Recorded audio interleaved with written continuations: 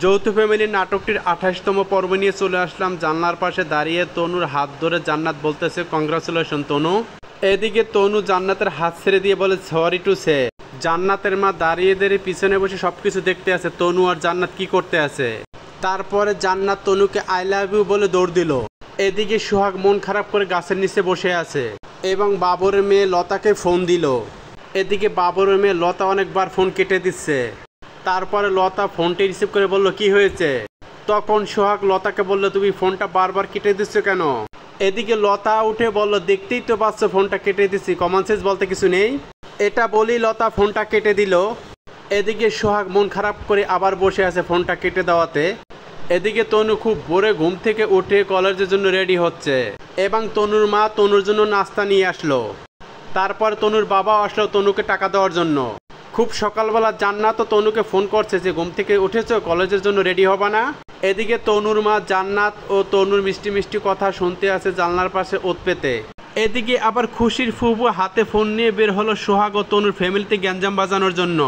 যেই কথা সেই কাজ বের হয়ে সোহাগের বাবাকে ফোন দিল। ফোন দিয়ে বলতে আছে সোহাগের আব্বাকে, বড় ভাই আমাকে চিনতে পারছেন, আমি খুশির ফুফু জোসনা। সোহাগের আব্বার সাথে কথা বলার শেষে আবার ফোন দিল তনুর আব্বাকে, বড় ভাই আমাকে চিনতে পারছেন, আমি খুশির ফুফু জোসনা। এদিকে নদীর পাড়ে সোহাগকে তন্নি ডাকলো। তখন সোহাগ এসে বলল কিরে ডাকছিস কেন বল। তখন তন্নি উঠে বলল ভাইয়া তোমার একটি চিঠি আসছে। চিঠি? কিসের চিঠি? আমার কেন চিঠি আসবে। তারপরে সোহাগ তন্নির কাছ থেকে চিঠিটি হাতে নিয়ে নিল। তন্নি সোহাগকে বলল ভাইয়া আমি কি একটু দেখতে পারি চিঠিটি। তখন তন্নিকে রাখ দিয়ে পাঠিয়ে দিল সোহাগ। তারপরে সোহাগ দাঁড়িয়ে দাঁড়িয়ে চিঠিটি পড়লো আর বলল ও এই ব্যাপার। এদিকে জান্নাত বাড়ির উঠোনে দাঁড়িয়ে দাঁড়িয়ে পড়তে আছে। জান্নাতের মা এসে বলল ঘরে আয় নাস্তা খাবি। তারপরে তনুর মা চলে আসলো। তখন বলল জান্নাত উঠে আসসালামু আলাইকুম কাকিমা। জান্নাতকে জান্নাতের মা ঘরে ডেকে নিয়ে রাগারাগি করতে আছে তনুর সাথে তোর কি সম্পর্ক।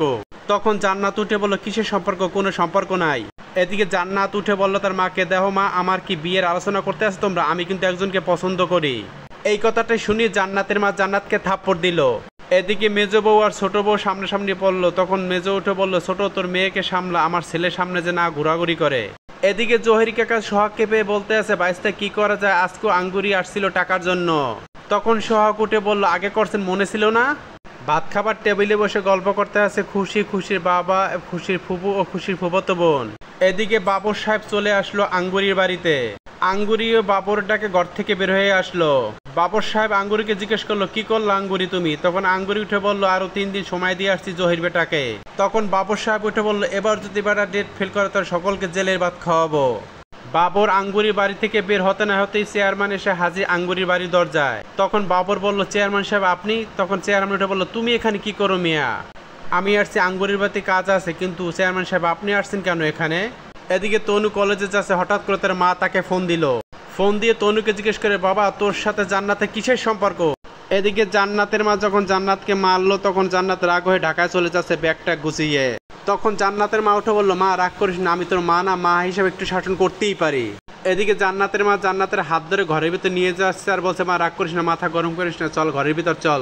জান্নাতের মা জান্নাতকে হাত ধরে নিয়ে এসে ঘরের ভিতরে বসালো খাটের উপরে। এখানে ২৮তম পর্বটি শেষ। ২৯তম পর্বটি দেখার জন্য অনুরোধ রইল।